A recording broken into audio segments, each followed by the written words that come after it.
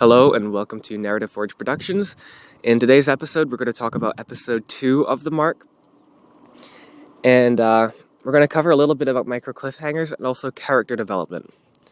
So, as I said in the last episode, some of the questions from episode 1 get answered in episode 2. So Ethan is having a phone call with his doctor. This is a shorter episode, although it is pretty important for the plotline.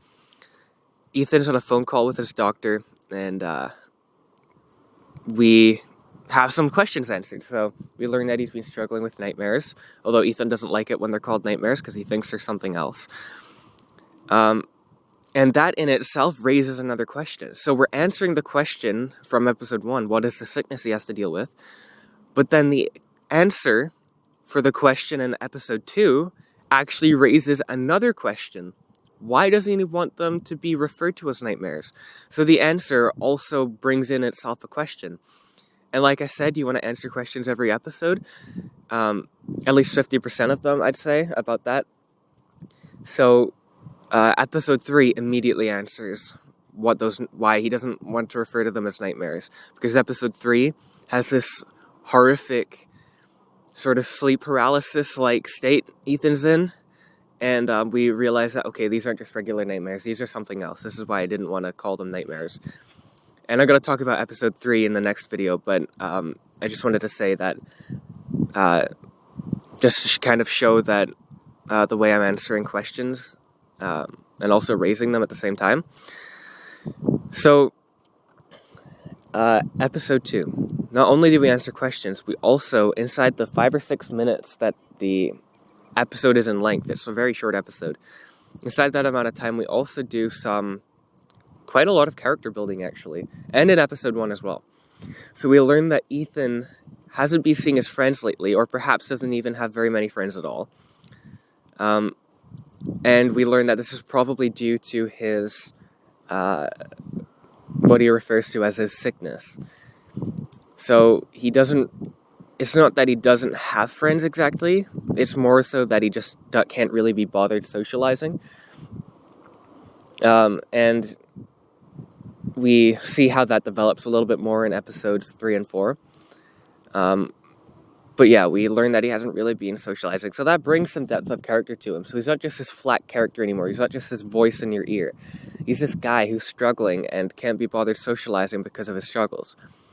So that's one of the reasons, that's one of the ways in which character building can be done in one episode. Character building should be done throughout an entire series, not just limited to 1 or 2 episodes, but episode by episode you will bring in things that will build his character and shape his character arc over the show.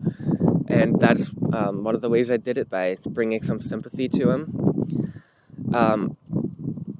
Another thing that kind of brings some sympathy as well is that his doctor is completely stumped. He has no idea how to help him, and he just says, get some sleep. And Ethan, responds by saying, well, I can't sleep, so why are you telling me to sleep, And if you haven't listened to the episode, this probably doesn't make any sense, but go ahead and check it out, and you'll probably understand what I mean.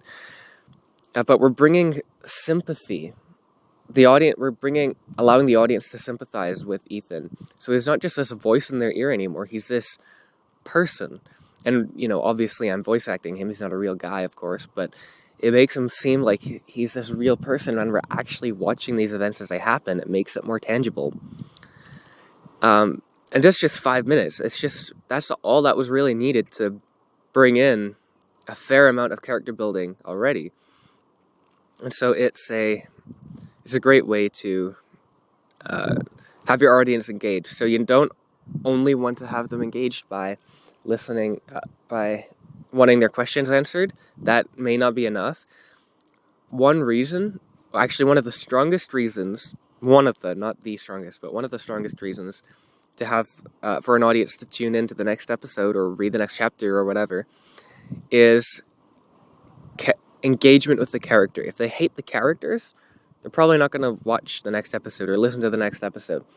But if they love the character, want to see what happens next with the story, want to see what happens next with the character, how his character arc shapes throughout the series, then they'll tune in. even if you are more sparing with the micro cliffhangers, then they'll tune in more for because of character engagement. So hopefully you can put some of these tips to use. I hope you enjoyed today's episode.